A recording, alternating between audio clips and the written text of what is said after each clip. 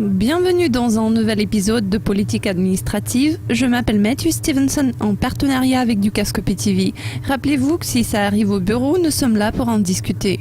Quoi de neuf cette semaine? Nous avons reçu un mail suivant. Je sens que je suis en train de devenir victime de harcèlement moral au travail. Comment puis-je en être sûr? Que dois-je faire? À vrai dire, je n'aime pas cet email parce que je n'admets pas l'idée même que vous, l'auteur de cet email ou n'importe quelle autre personne soit harcelée au bureau. Ce n'est pas agréable, c'est douloureux, ça peut être nuisible et c'est mal. Alors que peut-on y faire? Il existe une grande différence entre une mauvaise journée quand quelqu'un perd son sang-froid, quand quelqu'un crie, et le harcèlement. Le harcèlement est quelque chose qui dépasse les limites. Ça peut dépasser les limites des relations entre collègues, entre les sexes, entre un subordonné et un patron. Nous allons donc essayer de voir ce qu'on peut faire pour résoudre ce genre de problème. Je pense qu'il est impossible de se tromper lorsqu'on est victime de harcèlement. C'est désagréable. Vous avez du mal à vous endormir la nuit car vous n'arrêtez pas d'y penser. C'est blessant, c'est nuisible pour la santé et je ne veux pas que vous viviez avec cela. Je suis désolée de le dire comme ça, de manière si catégorique. Vous trouverez peut-être que c'est facile pour moi de le dire, surtout à la télé, mais le harcèlement est quelque chose que personne ne devrait tolérer, surtout au bureau.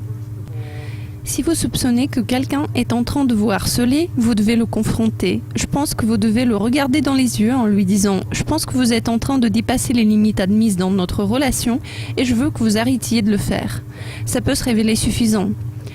Ça peut paraître un peu conflictuel, mais gardez le contrôle, ne criez pas, ne faites pas de gestes.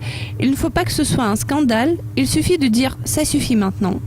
Si le problème persiste, s'il s'avère plus profond que ça, si ça dure depuis des années, comme j'imagine, la prochaine étape est de commencer à noter. Il faut documenter ce genre d'épisode lorsque vous vous sentez harcelé. Ce n'est pas agréable, mais c'est plus objectif. Ça pourrait vous détendre, vous pourriez vous sentir plus relaxé après l'avoir écrit. Quand vous l'aurez écrit, relisez tout. Peut-être que ce n'est pas si mal que ça. Peut-être que c'est encore pire que vous ne le pensiez. Si c'est bien pire, il est temps de parler de cette situation à un collègue, à quelqu'un du personnel, à une personne de confiance.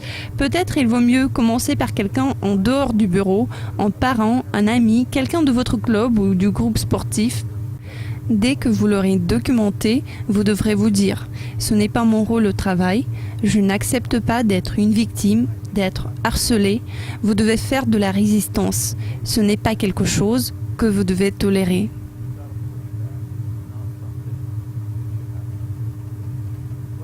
Cela conclut cette édition de Politique administrative. Je suis Matthew Stevenson en partenariat avec du Casque PTV.